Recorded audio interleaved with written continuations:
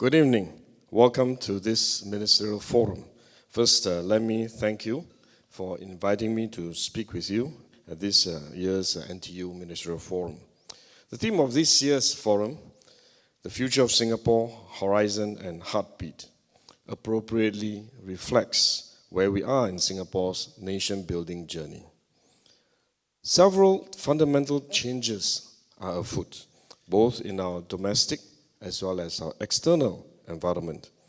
It is therefore crucial that we look ahead over our horizon, make sense of these trends, and assess what they mean for Singapore and for all of us.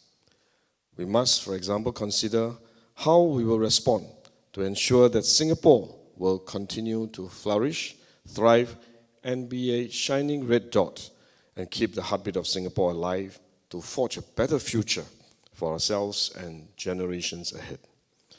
Let me outline a number of observations on our horizon. I will start with our economy. We face an increasingly challenging economic environment. Domestically, we are facing tightening resource constraints in land, labor, and now more and more on carbon. If not managed well, this will inadvertently drive up costs for businesses, impact our competitiveness, narrow our space for economies, and affect our ability to compete with other economies with fewer constraints.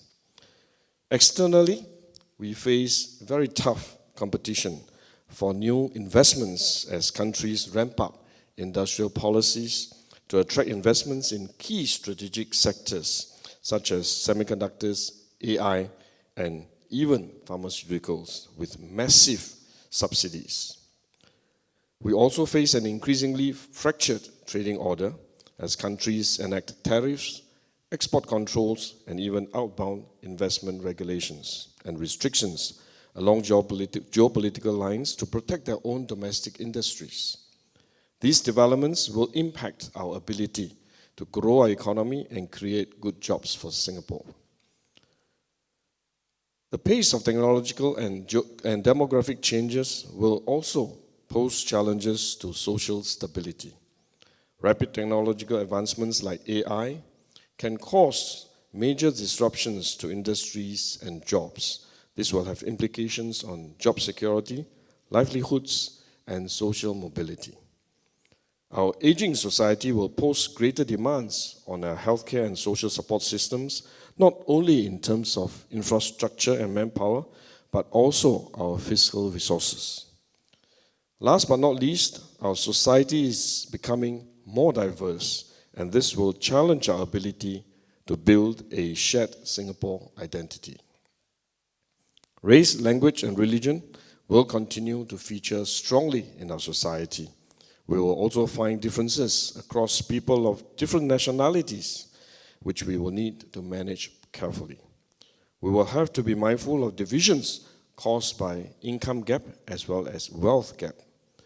Even different generations of Singaporeans will have different life experiences and therefore different perspectives and aspirations. All these may sound very depressing. These are the bad news. They are good news. And the good news is that there are more positives than negatives on a net basis. And in fact, if we do it right, we can even turn some of the negatives into positives. Let me just highlight 5 of these opportunities. First, despite the constraints, we can still boost our productivity and innovation to drive the growth of our economy. The key questions are really, can we help our industries harness the potential of new technologies such as AI and quantum, despite the threat of their potential impact on jobs? I attended a launch ceremony yesterday at Singtel. I met a company from Hippocrates.ai. Hippocrates is a Hippocratic oath by doctors and medical professionals. This Hippocrates.ai has developed an AI system that helps to administer to seniors who are living at home. Today in Singapore, we have an army of Silver Generation Ambassadors. If some of you may know them, they visit our seniors at home one by one, and because of manpower limitation, they can only visit the seniors maybe once a week, if we are lucky. If not, maybe once a month, to keep tab on them, to make sure that they are well, and if they need any help medically, they can then refer to the right medical services. But because of this, we will only be able to do one at a time. But with this Hippocrat.ai, they are able to handle 300 seniors all at the same time, because these are AI-enabled robotics. So with this, we can imagine that we'll be in a position to scale the services to our seniors, and we can even reach out to all our seniors once a day, every day. And of course, the technology still needs to be refined, and it has already been deployed in the US. It's a US-based company. It's thinking of moving to Singapore. And they are looking at the Asian market, because Asian has a lot more seniors and getting older. And Singapore, of course, I told him, Singapore is what we call a super-aged country. So we are one of the fastest aging country, and therefore we present a good opportunity for them to test their model. And hopefully, over time, Singapore will become the hub for these services, and we will handle and help to address aging problem, not only in Singapore, but around the region. So these are potential cutting-edge research that we can invest and build new capabilities in, so that in time, we can translate these into competitive strengths for our businesses. And second, amidst these shifting global production and supply chains, there will also be new opportunities. The challenge is really for us to strengthen, continue to deepen our relevance to this new landscape. And how can we enhance our trade agreements so that we can continue to do business with both the US and China?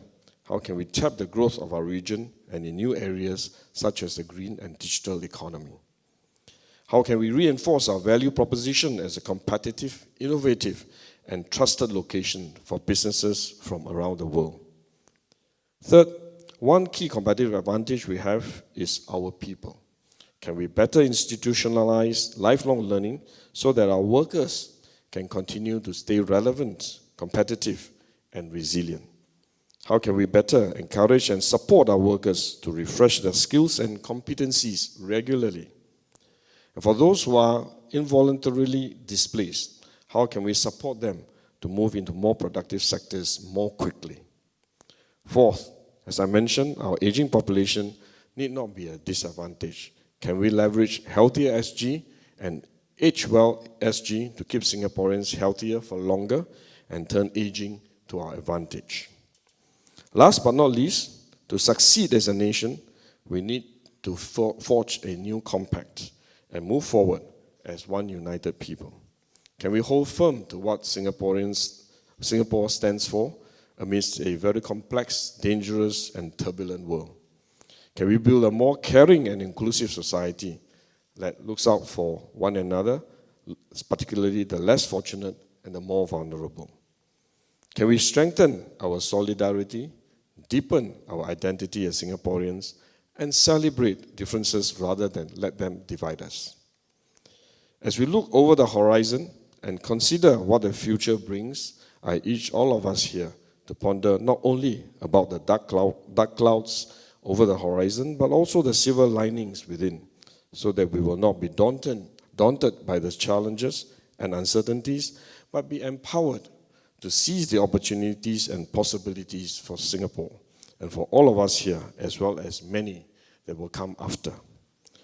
I look forward to our dialogue on how we can keep our Singapore heartbeat strong, vibrant, and inspiring, even as we cast our eyes towards the horizon. Thank you very much.